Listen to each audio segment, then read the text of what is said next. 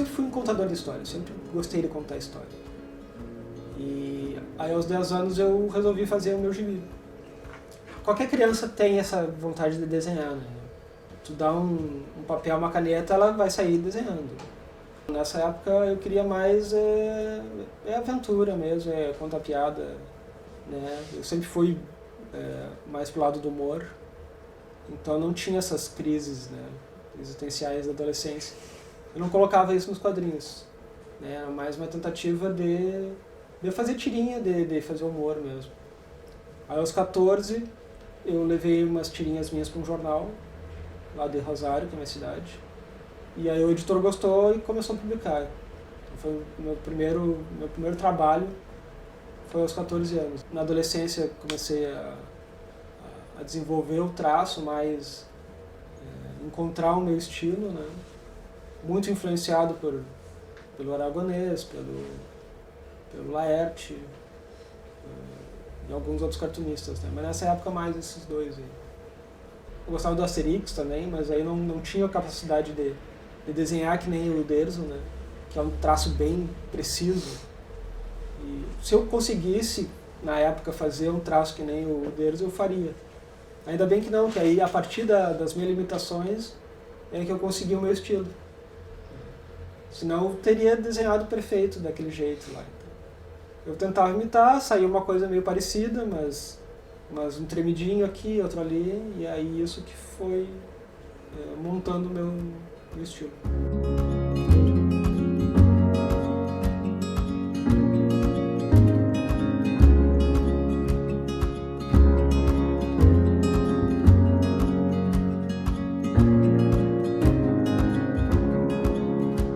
Eu não sei viver de outra maneira senão com humor, sabe? O humor sempre esteve presente na minha casa, assim. Meu pai é a minha maior influência, mesmo ele não desenhando, ele sempre foi muito piadista, assim, muito de contar piada, de fazer graça, né? Mas eu, como desenhava, peguei esse humor e coloquei no papel. Passei a adolescência, né, até a adolescência no interior, e depois aos 17, 18 eu vim morar em Porto Alegre para fazer cursinho, para fazer faculdade, né, tudo mais. E aqui, lá pelos 20 por aí, já fazendo faculdade de comunicação, eu conheci o pessoal da Grafar, que é a Associação dos Cartunistas do Rio Grande do Sul, que foram muito importantes para a minha formação.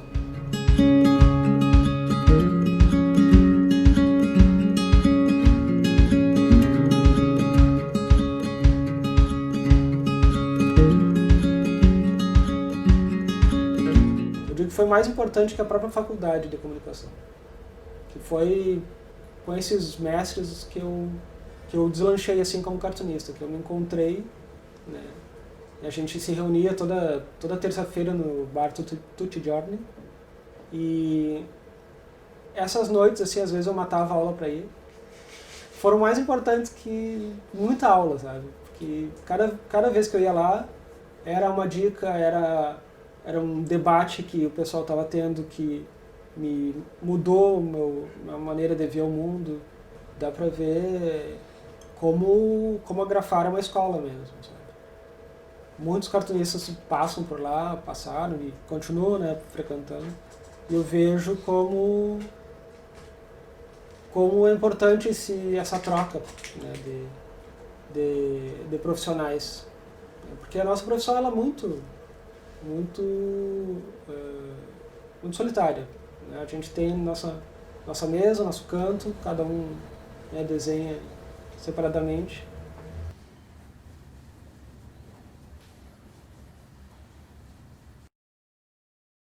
Teve uma época que eu dividi espaço com outros 3 cartunistas, mas mesmo a gente estando na mesma sala junto, cada um estava no seu mundo ali, sabe? Porque é um momento que a gente precisa, né, mãos e olhos pro papel. Eu sinto falta de ter esse ambiente de convívio diário, né? No Estúdio Sofia era assim, era eu, o Azeitona, o Santo Louco e o Carlos Ferreira. Depois entrou o Lobo. E é muito rico, né? Porque cada um traz suas referências, seus estilos, dá um espetáculo na história dos outros. E Mas agora aqui sozinho é diferente.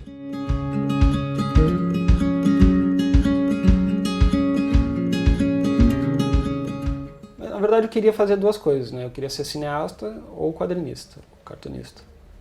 Só que o cinema é muito difícil, porque precisa de uma equipe, precisa de equipamento, precisa saber editar.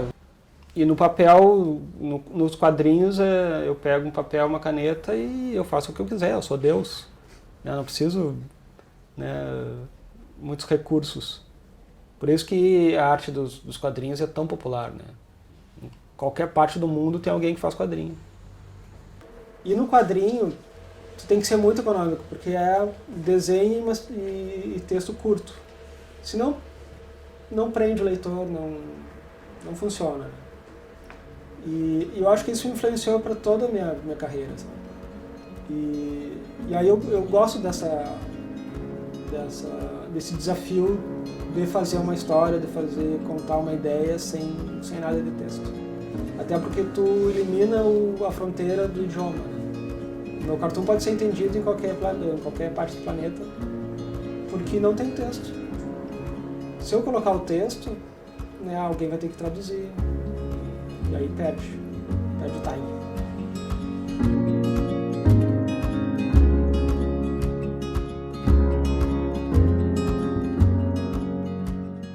Voltei a desenhar depois que eu vim para Porto Alegre, já com uns 18 anos por aí. E daí eu fiz um fanzine, que aí eu desenvolvi o meu personagem com o Arthur Arteiro. Eu criei lá em 98, mas só em 2006 eu fiz o livro dele, que é uma coletânea de tirinha do Arthur Arteiro, que é baseado nos meus amigos, na minha infância, né? Situações dos anos 80, brincadeiras enfim, é um típico guri do interior dos anos 80. O Criatura eram duas histórias que eu tinha criado separadamente, assim. E o começo deu uma e o final deu outra. E aí eu deixei numa gaveta lá muito tempo. Deixei porque eu não estava conseguindo. E aí um dia eu pensei, poxa, eu posso juntar as duas, pegar o início de uma. E aí o final tinha texto, aí eu peguei e fiz uma alquimia lá e surgiu a Criatura. Eu tenho um carinho especial pelo Arthur, né, porque foi minha primeira publicação. Mas o Criatura, pra mim, foi... Eu adorei, assim, fazer o resultado final. É o que mais me orgulho. Eu faço o desenho sempre à mão. Eu faço esboço com grafite. Depois eu finalizo com nanquim. Aí eu escaneio e faço a cor no computador. A cor é totalmente digital. Uma coisa que eu sempre gostei nos outros cartunistas, o Sempé, o Adão e Turrusgaray, é o traço solto, assim, de uma maneira meio que despretensiosa. Eu adorava, assim, a simplicidade, né? Parecia que estava brincando, assim. Só que eu não me permitia nunca. Eu queria fazer o traço mais retinho possível. Mesmo não conseguindo, eu buscava isso. E aí, quando a esclerose começou a complicar o meu desenho, porque eu sou canhoto, e a esclerose múltipla atingiu mais o lado esquerdo. E sempre foi, né, desde que começaram os sintomas, começou a dificultar desenhar. Cada vez eu tinha menos destreza, né, para desenhar e menos tempo eu sustentava a caneta.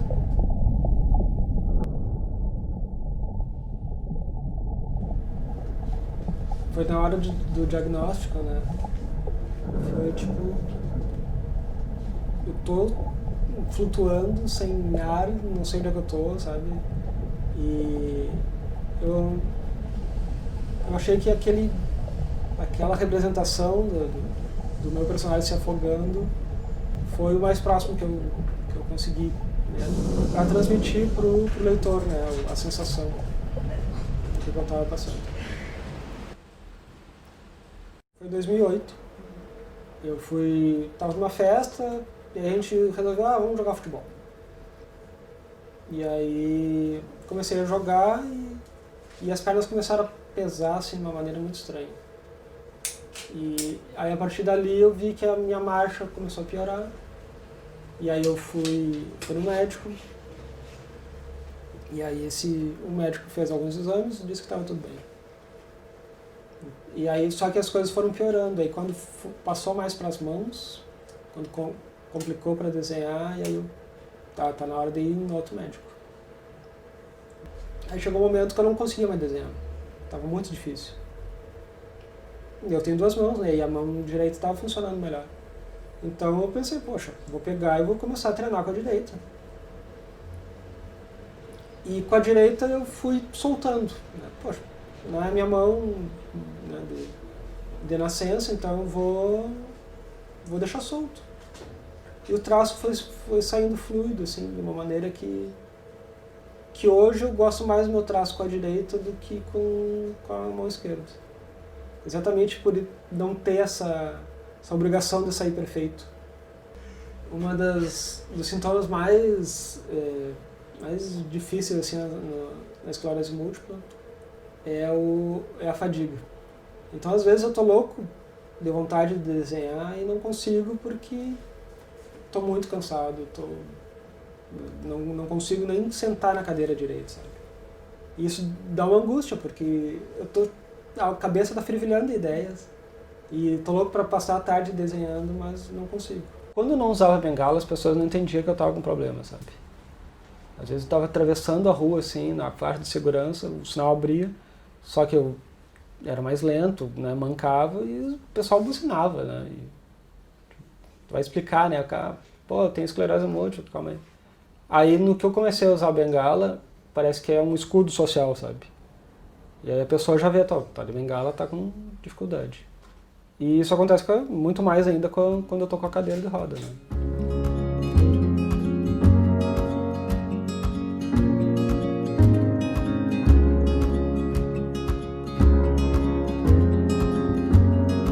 Eu acho que o cartoon só vive quando o leitor vê, né? Eu faço e deixo ele numa gaveta, deixo num caderno, não tem muito sentido. Então eu quero que ele seja visto e discutido, que ali tem uma mensagem, né? É o que eu quero passar, é a minha visão de mundo. Então eu quero que esteja em todos os lugares possíveis.